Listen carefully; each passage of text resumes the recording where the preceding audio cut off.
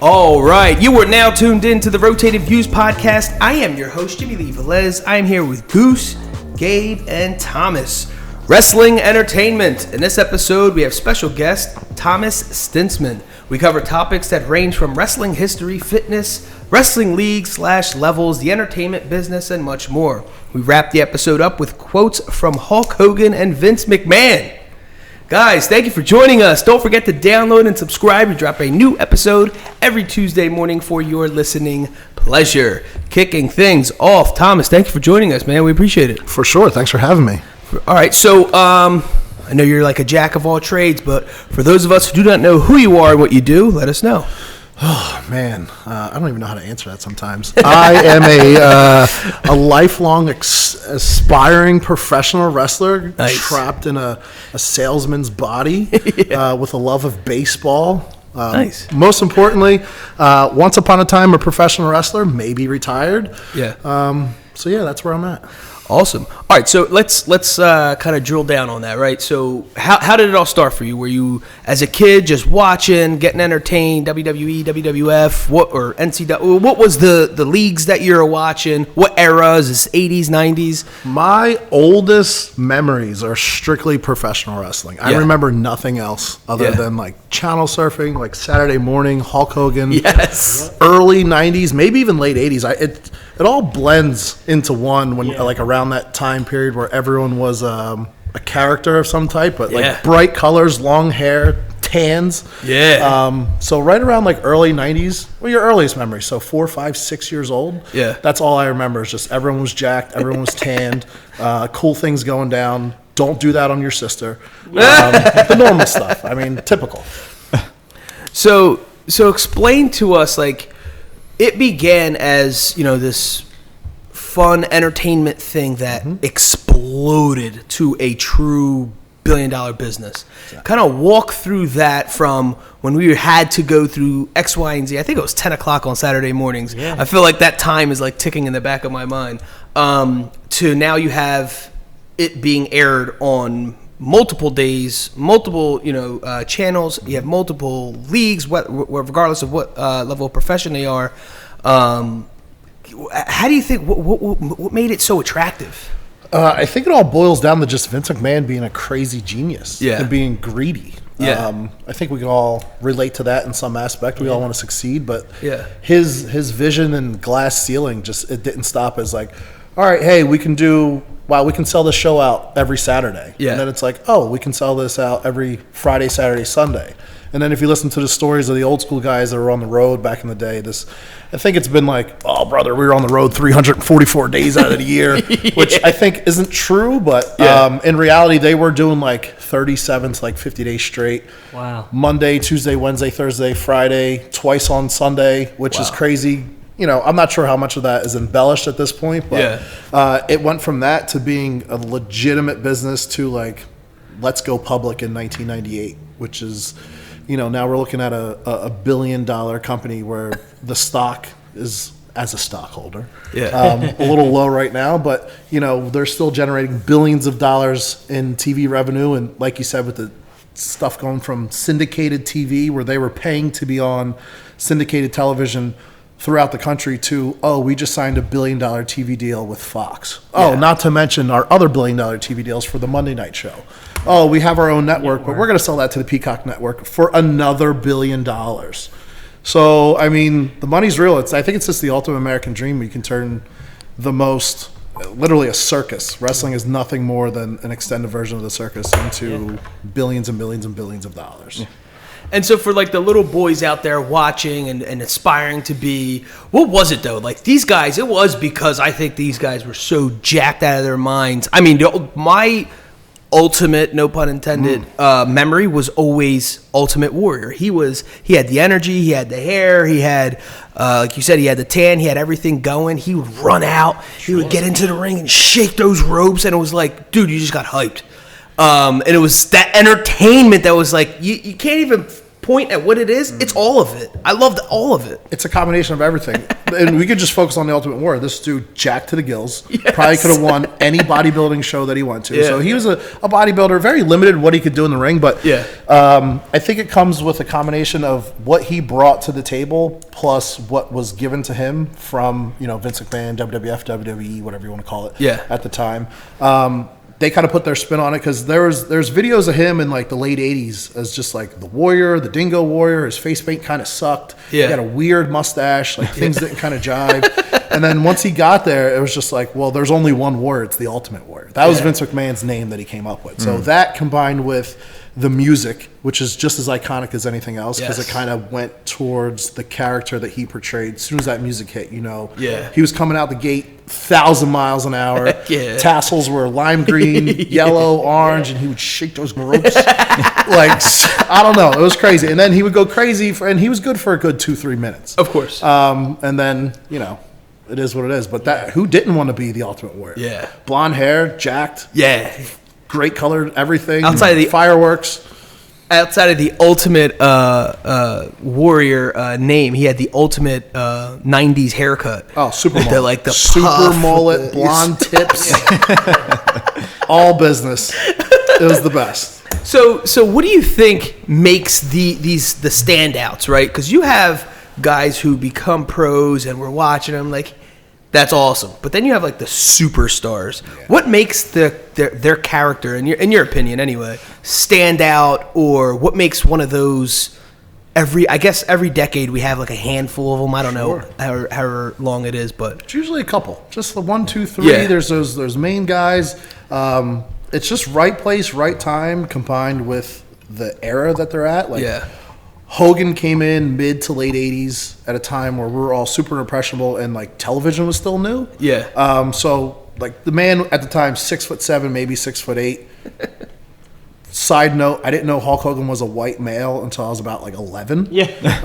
That's hilarious. As someone who's interracial, my dad's white and my mom's black. I thought me and Hulk Hogan were the same. Yeah. No one told me like, oh, he just lives on the beach in Florida and never goes inside. Yeah. So tall, jacked. Yeah. Yellow. I don't know what it was about the yellow, but it stood out. Yeah. Tan. So tan. Yeah. I don't know what it is about being tan that just makes you a superstar. Yeah. And he looked like he could destroy any dude that came through the door, which he was, in hindsight, he's probably one of the only good guys I actually cheered for. Yeah. But yeah, it's just marvelous. He was marvelous. And then he kind of, as he became less and less popular, the Warrior came, the Ultimate Warrior, and he was just a different version of Hogan. But we kind of went back to Hogan, and then going forward, it was just like that Attitude Era with like The Rock and Stone Cold Steve Austin and the ability to chat it up. And I think Stone Cold hit the nail on the head. Every person kind of wants to beat up their boss, except for Miguel. He's his own boss. So you know how it is. And I just remember as a kid and watching Austin do his thing, I thought Austin was the coolest. But like being in the same room with my old man, like my dad loved Steve Austin. Yeah. And I didn't understand until hindsight, like, I'm sure my dad wanted to go to work and hit his boss with a steel chair. Like, it makes sense now, like, as an adult. Yeah. So it just, right place, right time, hits the thing. And then even John Cena, which wasn't my cup of tea because I was a little older at the time and wrestling was more on a downside. But there was younger, newer, impressionable kids. So there's kids that don't know the Rock outside of the Fast and Furious. And they don't know how Hulk Hogan was, but, like, Cena's their Hogan, and Hogan's my Cena, and vice versa. So being young and impressionable, and he was a little more hip. He could do the freestyle stuff at the time, like the Thugonomics, and like then he evolved to make things more his own. And everyone hates on Cena, but he's the man. He has his own combination of things.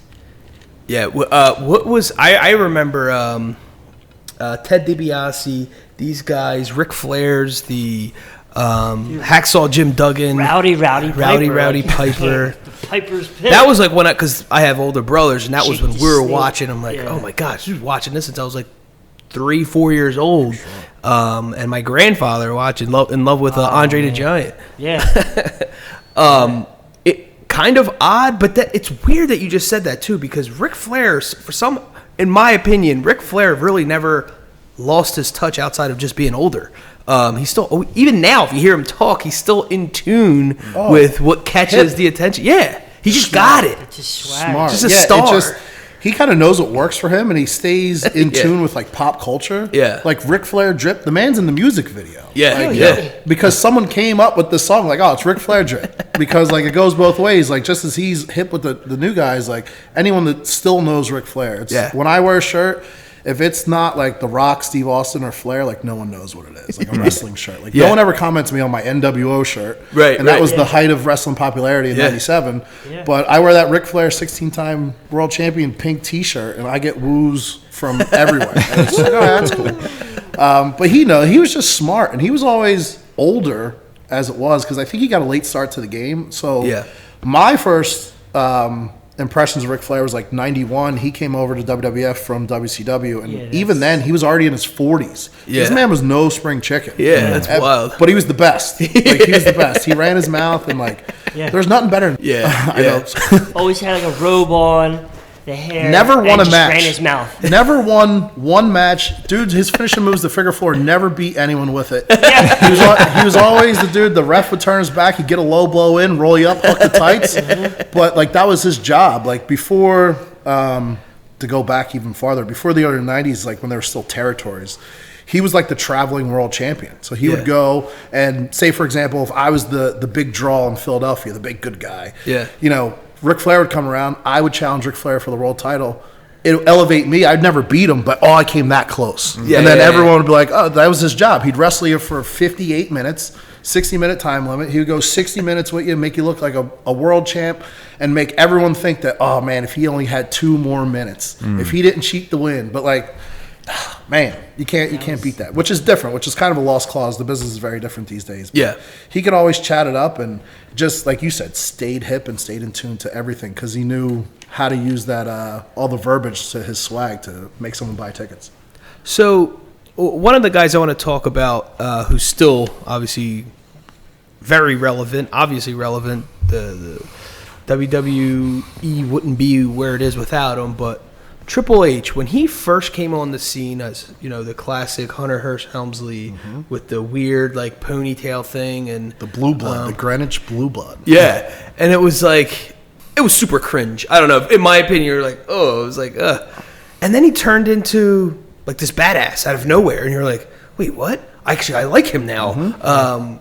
He came on the scene like kind of like a dork, in my opinion. I was like, ugh. And then all of a sudden he turned into. So it's interesting to see. In your opinion, how do they come up with their characters? 1, but then 2, is he the only person who literally transformed like that, or can you name other people who went from totally one character with his chest all poked out, he's better than everyone, to like he pulled into like WrestleMania in a Harley, like literally in a Harley. You know what I'm saying? Like. Well, is that possible for anyone else? Well, it takes time. Well, now I think times have changed. Back then you had a little more time to build yourself up, and if someone's going to invest in you, they're going to invest time and money in you. Now it's just like, hey, we're going to give you a shot. If this doesn't work out very quickly, we have 87 dudes down in Orlando ready to come fill your spot. So I think it was, again, right place, right time, but timing, he was also friends with the right people. True. Which is kind of how he got his start. So he was in WCW, not doing anything more than like Saturday Night Main Event. He might have teamed with Regal as like an extension of the character that he brought to WWE. But he's from New England, and I think Vince or whoever just kind of had this idea of like stuck up Greenwich, which Vince lives in Greenwich. So I imagine it's loosely based on like his neighbor or like someone that he's seen one time. I was like, I hate this dude. I'll make this into a character. So like more power to Hunter for showing up and like making that stupid face and that like you said, the ponytail. That's all I remember is like the ponytail and the riding pants. Very strange. But he didn't do much at first. He kind of just floundered, but like he was friends with Shawn Michaels and Kevin Nash, Razor Ramon and Diesel, and he was kind of part of that clique. So he was around people to put him in a good position. Doesn't mean he didn't work hard. So when those guys kind of left, he just kept going up and up and up, mainly because he studied the business, wanted to be the best of the best. He worked on his ring game, and then once that attitude era kind of hit, and it was him and Shawn doing the DX thing, and he could show a little more personality and talk a little more, and it wasn't just, he was just getting constantly more and more jacked as the days goes by. There's one day they were both out there in polos, and I was like, I never pictured Hunter as a body guy. Yeah. And then I was like, damn, he's trying. Yeah. All right, let's see where this goes. And then he got better and better. And then he had China, which added another dimension to his character. So good guy, bad guy. And then he got hurt. I think he tore his quad or something like that, or it was one of his many injuries, and just came back so jacked, and his hair was so wet. Yeah. It was so tan that like he was just, this dude's a badass now. Yeah. And he came back and he called himself the Game, which I didn't understand because his jean jacket had leather sleeves or the other way around. I don't remember the combination, but it stood out. It was kind of weird, but off to the races, man. He never looked back. He's good, and he earned it. He earned it. It helped that he was dating the boss's daughter, but I swear, Hunter, that is not a diss. It's a blessing. So, I wish I was in the same position. So I feel like another one who turned more that way started off as like, this guy's somewhat of what you would call. Let's see if we're thinking the same person.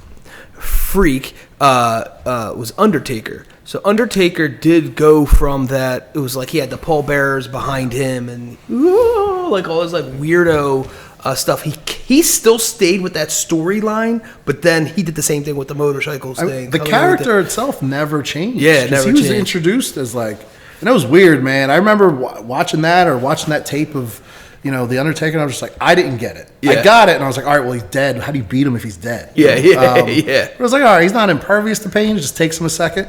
But they built him, and he just kind of stuck around for a little bit, and then like it was just time for a change. I think he had left, and they brought back a fake Undertaker. Yeah. Which like was enough to have him just change from the gray gloves to the purple gloves, which is cool. Everything else was the same, but then he evolved a little bit more, and then once they brought Kane into the mix, once Paul Bearer turned, that's when like things got crazy because you established this character and the story and the arc of you didn't kill your Kane, your brother, you killed your parents. Yeah. Kane was there. It wasn't Kane. It was you. Paul Bearer was there. Did he do it? There's so much fire involved. Sports entertainment people. But when the smoke cleared and then he just disappeared and came back on a Harley. Yeah. And then disappeared again and then kidnapped Stephanie McMahon and possibly crucified Stone Cold Steve Austin on national television, but it wasn't a crucifixion. It was a symbol. Don't get it twisted. Yes. But it was 97, man. There was no rules. Jerry Springer was a real thing back then. Yeah. So, like you could turn on Monday Night Raw and the boss's daughter was getting kidnapped by a man wearing eyeliner. Yeah. So, which is cool. But I think the biggest example is The Rock. Yeah. The Rock came in as Rocky Maivia and was very close to getting fired or cut. They kind of just, no one liked him. They wanted him to be like this good guy. He had this long, weird curly hair, which Miguel, who's cut my hair for countless years, my hair was once like that. He wasn't really sure what he was doing. He didn't have no charisma. He was very like, rah, yeah, cheer for me. Look at me, I'm the good guy. Yeah, none of this. And then like, he got thrown in the nation. And then you could see that once he got a little more accustomed to like facial expressions, because he wasn't the main focal point. He was just a side piece to Farouk and a couple other guys. And they had this weird tension where he would kind of just roll his eyes when Farouk would say something. And he would give him a look. And then I think that's where the eyebrow came from. And people started talking smack on him. And he would grab the mic. And next thing you know, this man's face-to-face with Vin Diesel selling out movie theaters. Like, that's a big jump from being, never wrestled a day in your life. We're going to hire you because your dad did it in 96 to, 4 years later, main event and everything, countless WrestleManias. So do you get to pick? So all right. So hold on. Let's step back for a sec. Do you get to pick who you want to be, or is it kind of like you try to portray that, and if that's something they want to go with, they will? Or tell us how that kind of works. So I'll give an example on two different levels. So I've worked for WWE a few times. I was never full-time. Let me just say that right there. So on a lower level, I don't want to call it backyard wrestling, but to give people an idea, in baseball, there's minor league, AAA, AA, and then your majors. So me personally, I kind of started in that like double to AAA or what we call super independent wrestling. Okay. Backyard's a very bad word. Yeah. So independent wrestling, when you're on that level, you can kind of do your own character. And it's not even that character driven. Like for me, I'm just kind of like a 6 foot big jack dude. So like I'm your, not generic monster, but like you can put me in any town. I can be a good guy, I can be a bad guy, just depending where we're at. Yeah. Once you get up to television, they usually have an idea for you if you don't present your own idea. Okay. The most ideas that go over well, it's usually a section of your personality cranked up to like 1,000. Yeah. You always hear that, where like Stone Cold really is just a Texas redneck. Yeah. But when the camera, when the light turns on, he's at level 100. Yeah. I have no problem going out there, talking smack to the crowd and beating up the guy that I'm standing over and just doing what I wish I could do in an LA Fitness parking lot with no cups. You know what I mean? Like, that's fine for me. But I'm really sure that Bastion Booger didn't pick that gimmick out. Yeah. Or Terry Taylor and his Red Rooster gimmick back in 91. Like, Yeah. There's always this old adage of like, oh, there's just a box of gimmicks, and like, there was a day where they pulled one out and it was Mr. Perfect, my favorite wrestler of all time, and there was the Red Rooster Terry Taylor. If the worlds was reversed and Terry Taylor was Mr. Perfect, that would have been great for him. And I don't think Kurt Hennig would have been great as the Red Rooster. So sometimes you're just given the hand that you're dealt, but once you're there and you get an opportunity like that, much like The Undertaker, how many people would have got that gimmick and not bought into it and let it just squander, and The Undertaker would have been on TV and right off TV in 6 months. That man made 30 years out of it. So, and countless of millions of dollars, because he invested, he believed in it, he knew it was his opportunity, he lived the gimmick in and outside the ring, took pictures but didn't really like talk much when he was in the airport type thing, and kind of lived up to that for his entire career almost. So in the 80s, I would say, or obviously before that, 70s, 80s, fitness was a thing, right? Of course, it always was. But as the years progressed, the guys got aggressively bigger and bigger and way more fit. So, like, you had the bellies almost like in the 80s, and that was like normal. Like, no one cared. It was just a big figure. But now it's like a muscular big figure for the most part. Sure. Of course, you have, depending on what their character is. So, how did that change, and like the fitness, come in? Obviously, you have to be fit to do that. And I also want you to talk about that. Sure. Some people think they can just run out there and, in 2 minutes ain't nothing. It's a lot of work. So explain the fitness thing, and then.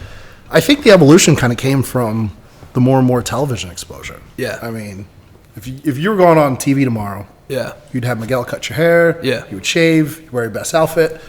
Now, when you strip down your undies, so to speak, or you're in less garb, you're going to want to look the best possible on television, because, I've been lucky enough to be on TV, and when I say the camera adds 10 pounds, like, I look good on a good day if I'm lucky. Yeah. A little baby oil underneath the bright lights, man, I don't even know who that person was. I do anything to look like that all the time. So I get that mentality, and like, you always want to look your best and like be the best presentation of yourself, and it's that combined with like a lot of cardiovascular stuff that you can't mimic in the gym. You'll hear this term a lot, like ring rust, like being in shape, being out of shape, being not in ring shape.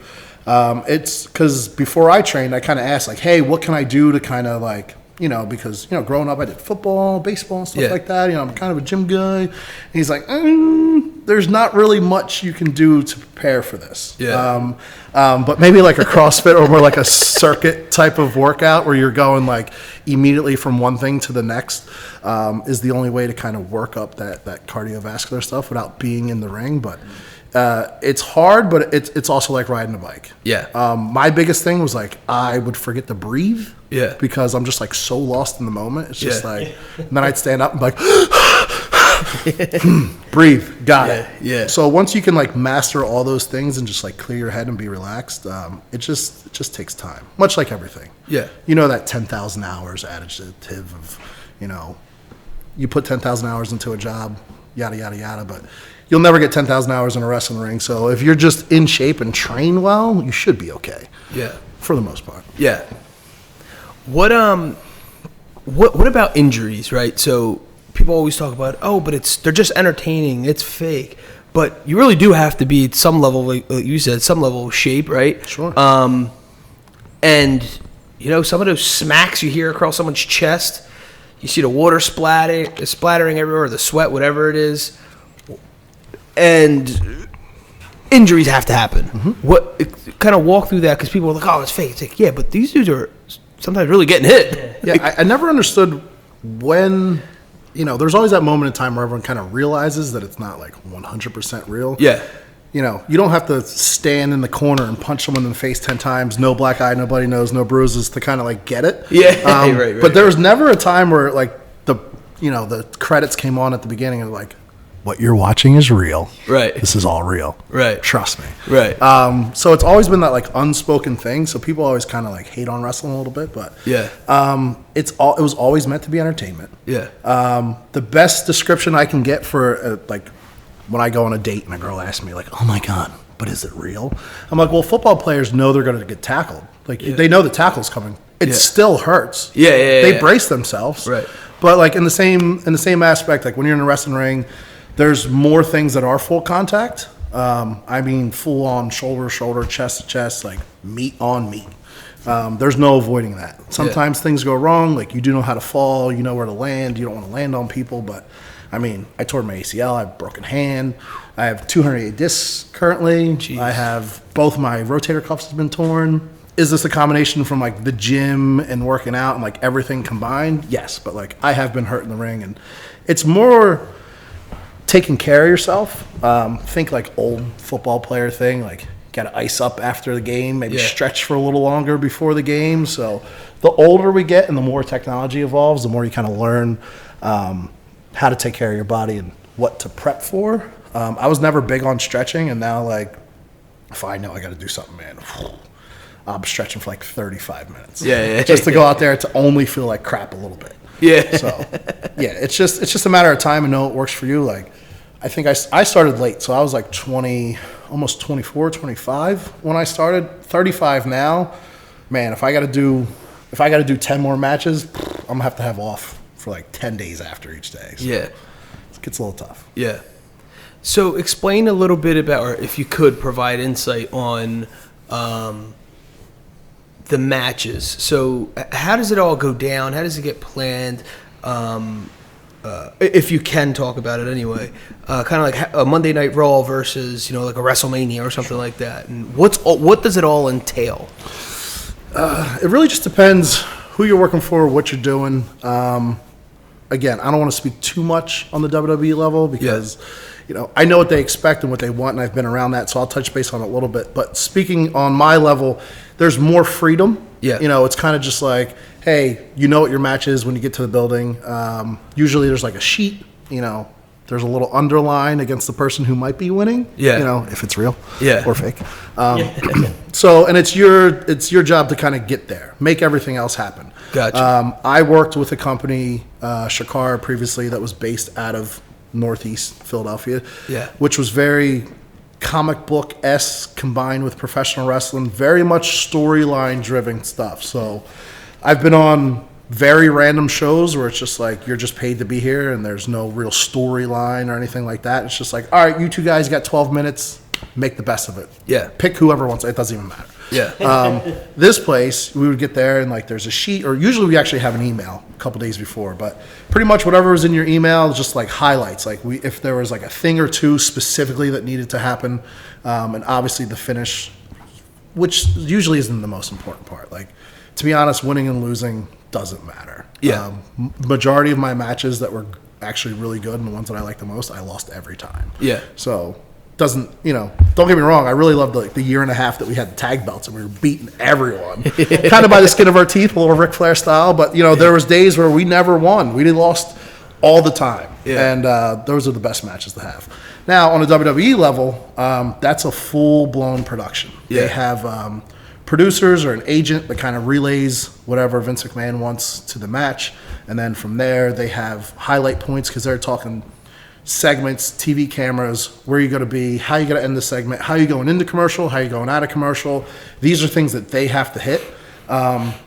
There's a little more, in between stuff doesn't really matter. Yeah. There's obviously the finish, where they're going to do the finish, how they're going to get that caught on camera, and there's some little patterns, like not to give too much away, but Anytime Kofi or the New Day's out there, Kofi does some crazy thing over the top rope, lays out everyone, everyone's dead. All right, we're going to commercial. But it's the best part. And then when you come back from commercial, Kofi's getting eaten. Because we're going into the next segment. So if you kind of pick up, you can kind of see where you're going. Like something real big usually happens for the commercial break to keep you around to kind of see how it finishes off. So, yeah, that stuff's a little more entail. And then for them, it's even more important for them to hit their times. Time cues are very important if you ever keep an eye on the ref. The ref is just as important as any two wrestlers in the ring because they usually have a headpiece on and they're being fed cues from, whether it be their production guy at the side or sometimes Vince McMahon himself in the back. And it's just like 2 minutes, 3 minutes. And then unfortunately with those guys, if someone else goes long beforehand and you have an 8-minute segment and they went 2 minutes long, like you're down to 6 minutes. Wow. So, and sometimes you don't know till you're going through the curtain. I've heard it before where it's just like, oh, we had 10 minutes, we have 4 minutes now with entrances. So you have to look good, go through the curtain, music's playing, wait for that other person to go. I mean, you're already 1 minute and 30 seconds deep. You got to get a match off in another 3 minutes and 30 seconds. Good luck. Yeah. And, there's no buying time. There's a little leeway on commercials, but, show ends at 11 o'clock. Yeah. And I think I think Al Snow told us one time, it's just every 10 minutes of television is $500,000. So can you imagine going 2 minutes over because you wanted to be greedy? Yeah. Not the best day to do it. Or think about it, like WrestleMania. Imagine going over your match 2 minutes in WrestleMania and then you got to go tell The Undertaker and Shawn Michaels that, hey, guys, I know you're going to go 35 minutes, but you can only do 30 now. Yeah. Or in some cases, I think if you've ever watched Total Divas, there's always a match in between the main event and the match before the main event's usually I don't want to say a throwaway match, but a reset match for you to go to the bathroom, go to the vending machine, whatever the case may be. If someone else goes long, sometimes that whole match gets wiped out. Yeah. So it was meant to be a 5-minute segment, just as a let me down and a refresher. You go long, you could ruin someone's total payday from that. You know what I mean? That could have been the difference from someone making, a difference of $5,000 to $80,000. Theoretically, in a world like that. So. Wow. So growing up, I'm assuming you said Mr. Perfect, but was there, once you're in the game, so to speak, was there someone you kind of looked at as a mentor or you, looked up to, wanted to be in a sense of career-wise, not his actual character? Yeah, there's a few people. Cesaro, which you guys might know, he's a current guy. He was trained by one of the people that I was trained by. My similarities to him were just we were the same height. We're a little on the thinner side. I had less mass back then, but his athleticism and his natural strength. I don't have natural strength, but my athleticism, it's there. So it was comparable. Yeah. It was just I want to be him. I want to do everything he does because he was someone I looked up to because it was just right there. If he was trained by the same guy that I was, and we both come off as pretty athletic, there's no reason why I can't. So he's one person. I'm glad to see him. I think him and Roman Reigns are about to wrestle for the title, which is amazing because he was one of those guys who was close to getting fired and then thought about leaving and then resigned, and now he's the big dog. There's no denying it. Yeah. Dude's the man. He's the future. He is everything that every person we talked about is for the next 5 years. There's no denying that. A person on a lower level is probably Drew Gulak, who helped train me. He's a local guy. He's from Philadelphia. A little on the smaller side, but he used to always tell me, if I looked like you, I'd be a millionaire. He goes, if you could wrestle like me, you'll be a millionaire. Yeah. Neither of us have those two things. Yeah. He's signed and makes way more money than I do, which is fine. But he's someone I looked up to just because his work ethic, he would never tell anyone no. Yeah. He's a little bit of a crazy person. Yeah. Nothing I wouldn't tell him to his face, but crazy in a way, he's super dedicated. First one there, last one out, always wants to learn, goes above and beyond. Will help you if you're receptive. Yeah. So just a few people like that, and then people that you watch from afar, Roman Reigns is. Dude wrestled with a shirt on for 3 years. Disappeared. Has cancer. Let's not talk about. The man had leukemia. I almost forget this, and came back cancer free with his shirt off, jacked, shredded, and a new set of teeth. And I've never been so happy for someone in my entire life. Inspired too. I want dentures. I can't afford it. Not dentures. What do you call them? Veneers. Veneers are $40,000. This man's making crazy money. Yeah. And I have nice teeth, but I want my. Listen. I cut his hair when he made his first day back. When he made that debut, and I didn't even know that was like his first day back. I wasn't. And they're like, "Dude, this huge for him." I'm like, yeah, I couldn't believe it. And like all these years that we booed this man, like just because he was forced down our throat. In hindsight, like he's the greatest thing ever. Yeah. Now he's an actual bad guy. It took a global pandemic and no people in the audience for him to actually be a bad guy. Because when it was happening, I'm like, well, how do you boo a guy who beat cancer? And came back. It makes sense. But as soon as the smoke clears. And people start like he got booed at WrestleMania in front of a few thousand people, but I can't wait for the day. It's I think maybe him and Rock at WrestleMania, either in Texas or LA. You didn't hear it here first, but I'm leaking that in time. I know a thing or two. Probably LA, but if they're gonna do it, maybe next year in 150,000 people in Jerry's World. Wow, let's go! That's crazy. The ultimate sign that Corona's over. Yeah. The only thing that can make it better if it was like on like 4th of July, like America's birthday. Yeah. Like other than that, I think that's what it is. But yeah, definitely Roman for sure, just because he's a true inspiration in and outside the ring. Like, he's a family man, never had any issues with anything, and just never let all the stupid wrestling fans who tried to boo him let him down. Because much like any form of entertainment, like wrestling and Twitter can be very toxic. Yeah. Very toxic.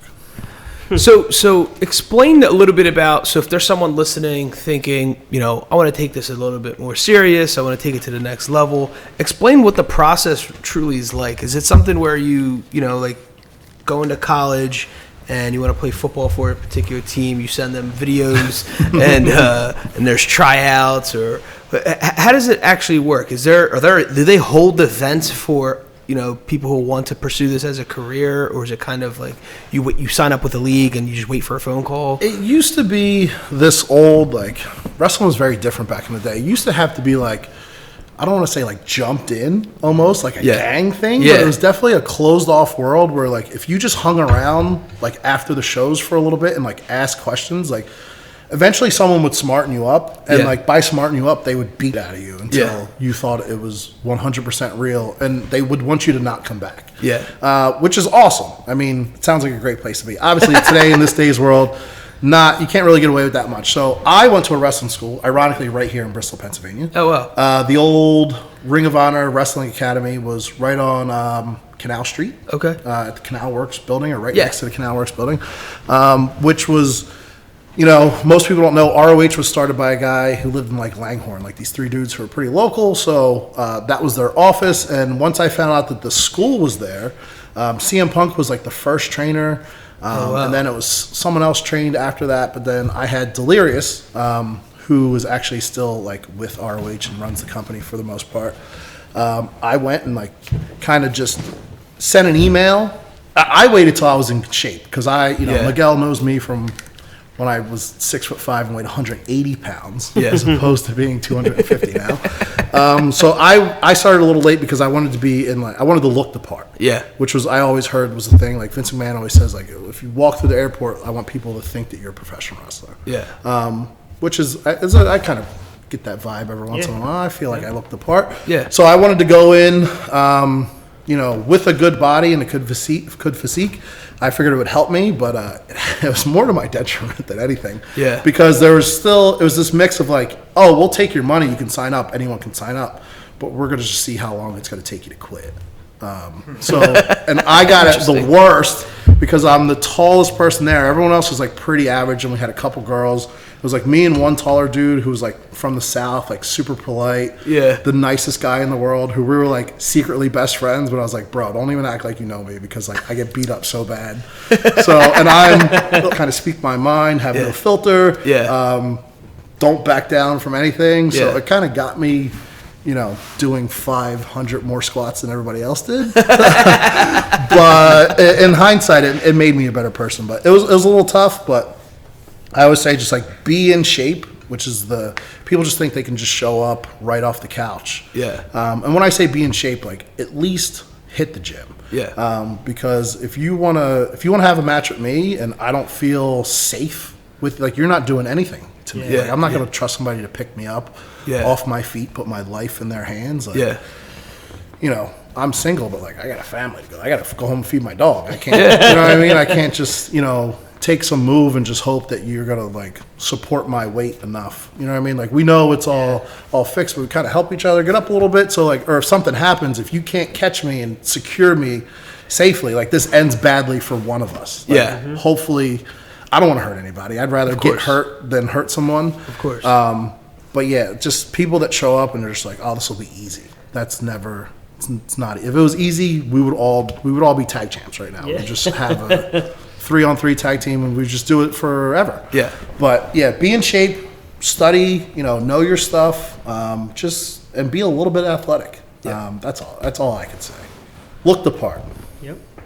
So explain the fan base, right? So the support from the fan base and its importance. I remember like the sign era. I don't know if they still, people were out there with signs and stuff, but just the support that people are WrestleManiacs, like to the 10th power. It's a whole world in itself. And but explain that. Like obviously that's needed, or none of this would truly be possible. They're the ones driving the revenue.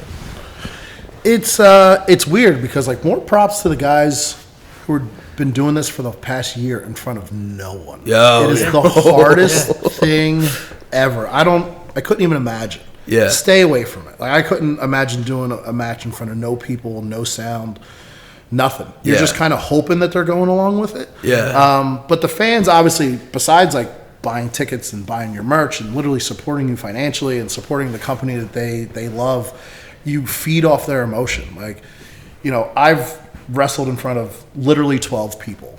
On Mother's Day in Providence, Rhode Island. There was more guys in the locker room than there was that paid tickets that day. We still had a good time, though, because those 12 people were into it.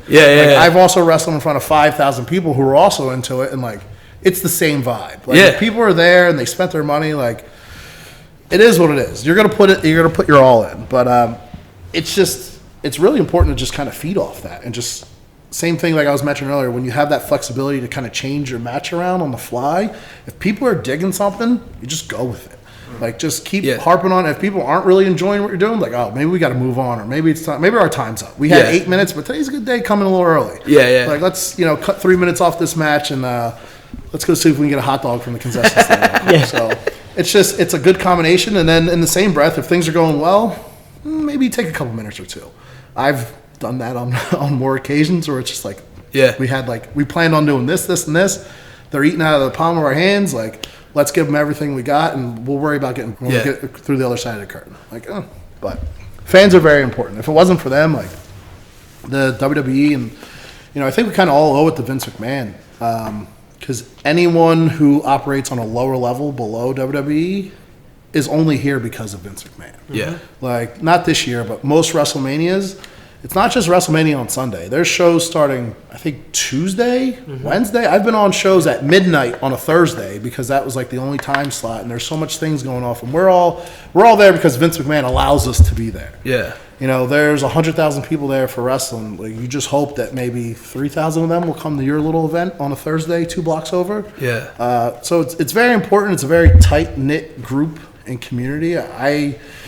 Maybe growing up, you guys can probably relate to this. Like, where we live, people are just kind of passionate about everything. Baseball, football, people just seem a little crazy. So I just assume that, like, this is what's like all over the place. But wrestling fans are, if you could just imagine Eagles fans in every city across the country, that's what wrestling fans are. Like, wild. And like, people spend money and come from all over. I've talked to people from yonder to come into town for I don't want to say that my events aren't big or they weren't big at the time, but there's people that came from England to come to Easton, Pennsylvania for a 3-day tournament. Crazy. Could you I barely want to come here for a haircut. I live 30 minutes away. And I pay you, but I'm booking a flight and like all this stuff, and I've been to WrestleMania, it's worth it, so I get it, but there's just a lot of stuff. But all the good, there's a lot of negative that comes with it too. Like the internet wrestling community that just likes to hate on anything, whether it be good or bad. It's very toxic. It's one of the reasons why I've been away for as long as I have. But I am in the midst of making a comeback. We'll get to that in a little bit. Nice. So explain a little bit about the balance of everyday living versus focusing on wrestling. Do you have like a routine that you do to obviously stay in shape or stay in tune with what's going on in the wrestling world, those kinds of things? Sure, it changes what kind of like my emotion. Sometimes I'm at all sometimes there's been times where wrestling just absorbs every part, because at this point now you can watch Raw on Monday, AEW on Wednesday, NXT's Tuesday now. There's something on Thursday, SmackDown's Friday, and I can't even keep up because something else already happened and I forget what I was supposed to go back and watch. Yeah. So right now, and then that combined with the phone in your hand and like the Twitter at your fingertips, it can be a little overwhelming. And there's times where I don't watch nothing. Yeah. So I haven't watched anything probably since last WrestleMania. I watched the Royal Rumble, watched a couple things here and there, and then we did WrestleMania at my place. I watched WrestleMania. It was a good time. Yeah. But I when I'm on the road and I'm like active, and when I mean active for me on a part-time level, 1 or 2 weekends a month. Yeah. I keep my normal gym routine. If there's a show coming up that I really care about, I'll start doing a little more cardio. Yeah. A little more abs, a little less pizza. Yeah. The things that have used to be like, oh, if I just do cardio for 3 days, 4 days, ripped, no problem. Now I'm a little older. It's like 10 days out. Let's kind of get into it. And then I try to just take it easy for a couple days, and then depending what my travel is beforehand, give myself a good amount of time to be rested, get there. Usually, if it's anything more than like 5 hours, I'll have a flight. Boston's as far as I go. Yeah. But those trips are brutal because I like to go and come back, especially there's no need to stay tonight. Yeah. So I'm insistent on oh no, I don't need a hotel room. I'll just drive back. Yeah. So now I'm getting home at 3:30 in the morning. Yeah. 6'5", crunched in a rental car for 10 hours round trip. I got beat up for 6 minutes. I had Taco Bell on the way home. So it's just a combination of everything. The next day I just want to crash and die. But usually if my turnaround time, Monday's going to be rough. Then I was like, Tuesday, Wednesday's a little rough. Yeah. Now, we'll see how it is. Yeah. I should be okay. I feel like I'm in peak performance, but I just kind of buckle up and just go along for it. Yeah. Hope for the best, usually. So explain, you alluded to it already, but a little bit of a comeback. So you want to... Oh, yeah. Well, Corona kind of put a kibosh on thing. I was working for WWE beforehand. I'm not going to say this was a guaranteed thing, but there were some talks going in. MVP, who was always super nice to me when he worked for MLW, down in Orlando a few years ago, we had cross paths, and we've always had good rapport. He's a nice guy. I was lucky enough to had worked with Drew McIntyre when he got fired the first time for whatever. He came to Evolve and kind of helped me and my tag partner out because we were kind of the same size as him, and he knew that's where we wanted to go. So he vouched for me as being a good person, which is like the man who's just getting ready to beat Brock Lesnar was like, oh yeah, I'll vouch for Thomas any day of the week. So there were some talks. It's like, all right, let me make some calls. Let's get through WrestleMania. And then that was March 9th of last year, which was the last live show they did. It was in Washington, D.C. And then, Corona hit 2 days later. We went to March 8th. The one in Philly. March 8th, March 9th. It was, I don't remember what pay-per-view it was. Was it the Chamber or it was something Chamber. wild? So I was working for them and then talked to MVP that night in D.C. And it was just like, let's just get through these next couple weeks. And it was... come to Tampa. I was going to go to Tampa and hang out the whole WrestleMania weekend. Yeah. See if we could find out why my 2 previous tryouts didn't go in my way.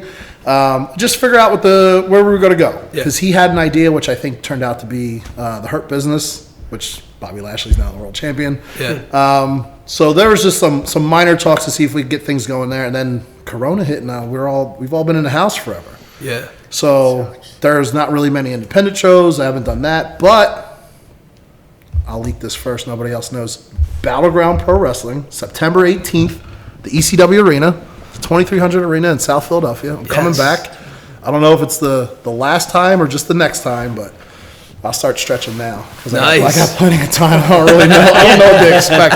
I'll at least look the part, so if you get there and I'm huffing and puffing, just bear with me. But that's awesome. So I'm coming back. That's all I know. You know as much as I know. I got the date, 8 o'clock. Somewhat family friendly. I know there's a big autograph signing earlier in the day. I know Kane, Mark Henry, Rob Van Dam will be there. There's a lot of people that are on beforehand, so it should be a good time had by all. And I like doing local stuff, which I didn't really come around too often before So I don't ever expect anyone to drive to like New York City or Easton or Virginia and stuff like that. Yeah. Unless you want to hop a ride with my parents. My dad will go to anything and drive in distance, which is like, it's always cool to have someone to support you. Like I just tell him where it was, and I knew I'll see if we can make it. And like you look over in the third row, it's like, hey, what's up, buddy? So you knew he'd be there. But my parents have always been supportive, but it's always nice to have my friends out. I did a local show for these guys probably like 2 years back in Feasterville. Like a very big turnout. I had like a whole side of the arena, which is weird for me to come through down the aisle with a licensed Kanye West song that I probably shouldn't be playing if this is streaming on the internet. And like you're somewhat hometown hero, and people are like cheering for me as like someone who's been a bad guy their whole life. It's just like, this is fun. Yeah, so awesome. it makes it all worthwhile, especially when everyone can see what you're doing. So say the date again. September 18th, Battleground Pro Wrestling. ECW Arena, formerly known as the ECW Arena, 2300 Arena. I think tickets go on sale probably within the next couple months. It's still pretty early out. Yeah. Hopefully the world's in a much better place. I know that Philly's restrictions have been lifted on indoor events, so we should have a pretty good turnout. I'm sure the safety and guidelines will all be met. And there's beer there, so if we like that venue. We're actually going to a boxing match on June 5th. We saw like one of the UFC or MMA venues. So, dude, we're gonna get it all in. We went to MMA. It was CFFC. CFFC. We're going to a pro boxing. One of our cousins is fighting June 5th, and then hopefully in September we'll see you. Yeah. So I'll be there for sure. Yeah. Oh man, that's all. I love that venue too because it's close enough to home, and like you said, I like the setup. I like it's. You say that, but someone who was there as a small child is the dirtiest place I've ever been to in my whole life. Like when they say that place was a bingo hall, it was a rundown bingo hall. Props to Roger, who owns that building now, who just like never. That building was bought and sold so many times, and there wasn't wrestling in there for years, and he just kept thriving and renovating that place, and it's immaculate now. There's air conditioning, nice in there, man, and heat. Yeah, everything's one color. There's concession stands. In the bathroom, like above, they still had like the old ECW artwork. There's the bathrooms aren't gross like they used to be, because I remember going to the bathroom in the 90s in that place, and it was not the place to be. Yeah. But thankfully things have changed and times have evolved. So I've only wrestled in that building one time, so it's like it's still a little bit of a big deal to me. So no, it's awesome. I'm looking forward to it. What All right, so what's your recommendation to anyone who is trying to chase the dream of becoming a wrestler? Never give up. Keep a full-time job. Don't become reliant on it. There's nothing worse. I mean, independent wrestling on itself, you're lucky to make $100 a night. Yeah. On a very, very low level. You're lucky to get paid at all for just showing up. So depending on where you're at, especially if you don't have merchandise or if you're just starting out, there's no money to be made on a small level. Much like I always make I try to equate it to being like a stand-up comedian. Yeah.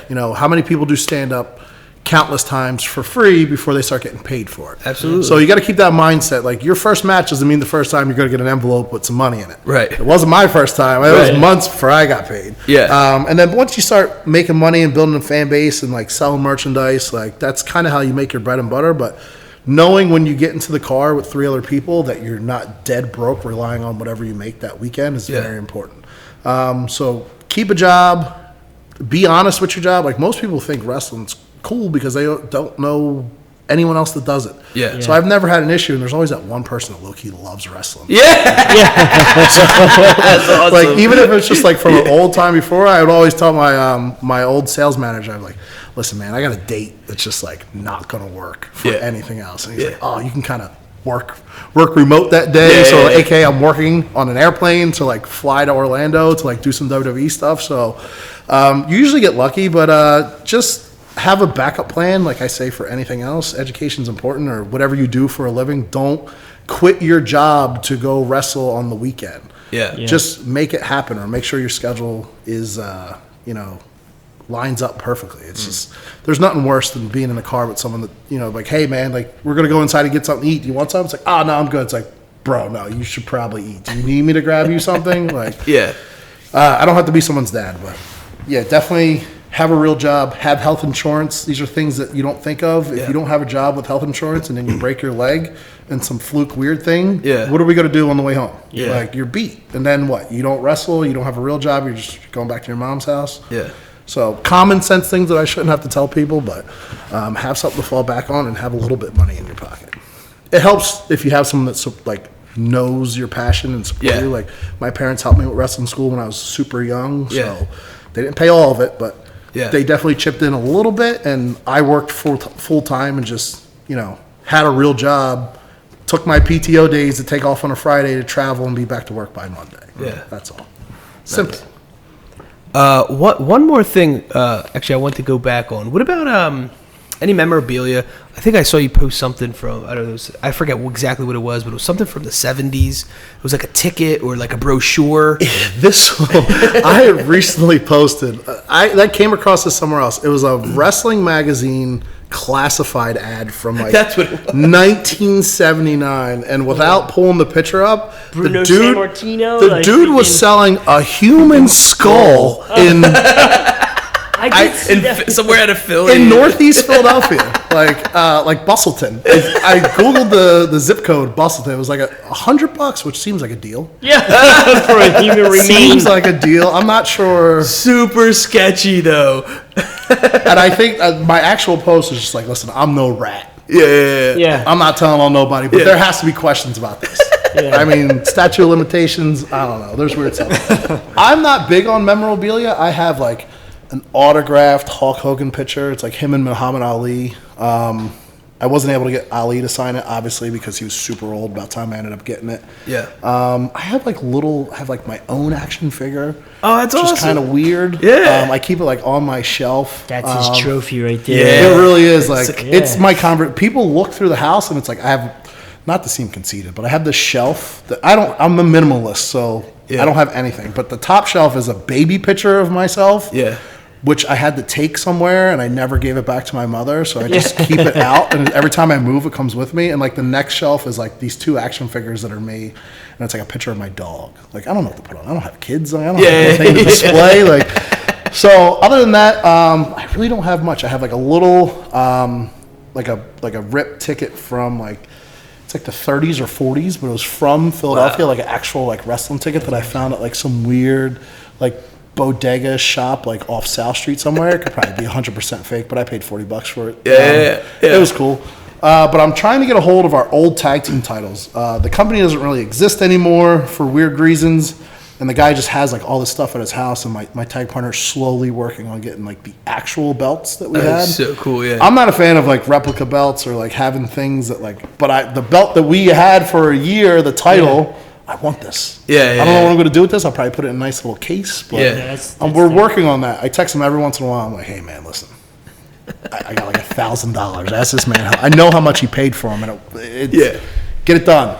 So we're working on it. So eventually I'll have that. And then I just have like little things. I was in like a wrestling magazine once. So I think that's like in my closet. That's cool. I have like a little flyer. Just stuff for myself to remind me. You do always have the shirts. You always have like. Yes, I always have t-shirts. Our t-shirt store is still up, prowrestlingtees.com/Devastation Corporation if you want to support. Nice.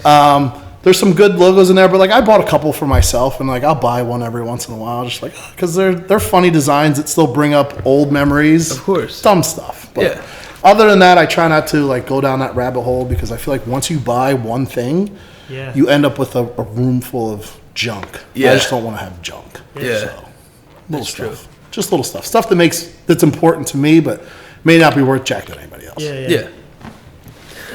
Any closing words? Parting words? Never give up. Never give up. No, I'm still riding this dream out. Like, I'm fully focused on like my real life job and career in life right now. But like, every once in a while, do you guys know Elias? Walk with Elias, guy who plays the guitar.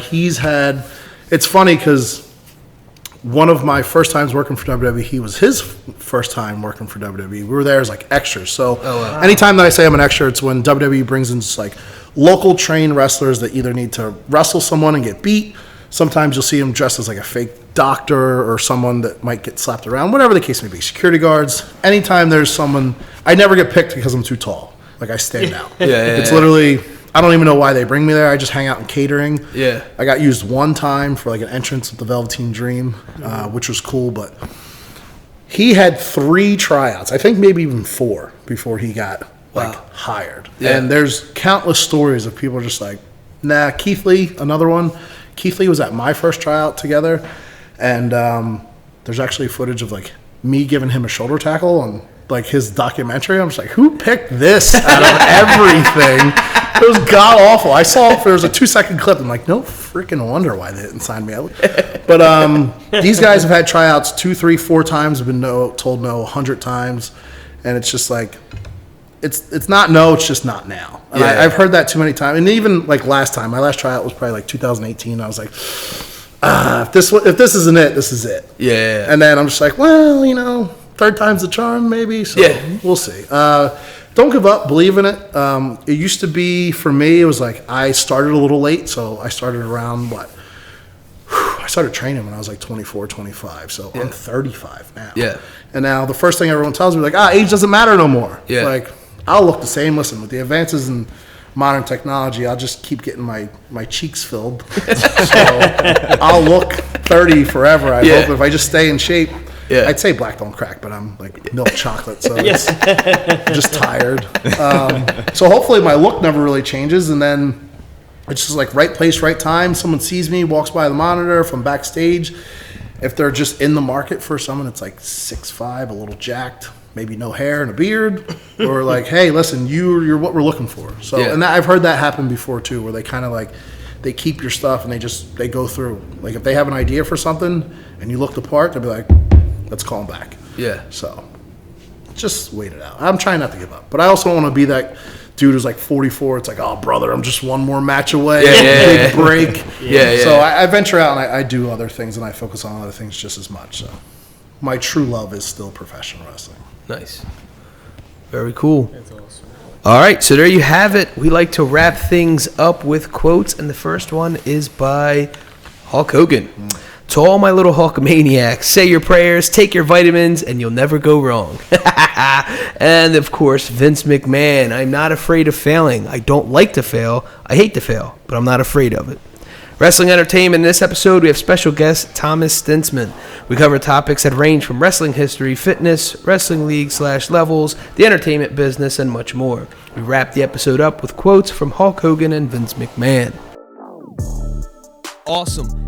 Guys, thanks again for joining us. The Rotated Views podcast was produced for self-development purposes. Huge shout out to our sponsors. This episode is brought to you by the Blessed Lifestyle brand. That is BL3SSED.com. Also sponsored by The Motivation Files Unleashed.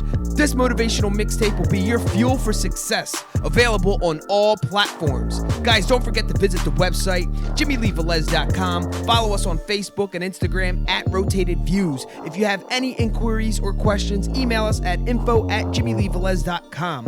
On behalf of myself and the rest of the crew, we wish you massive success. Stay blessed.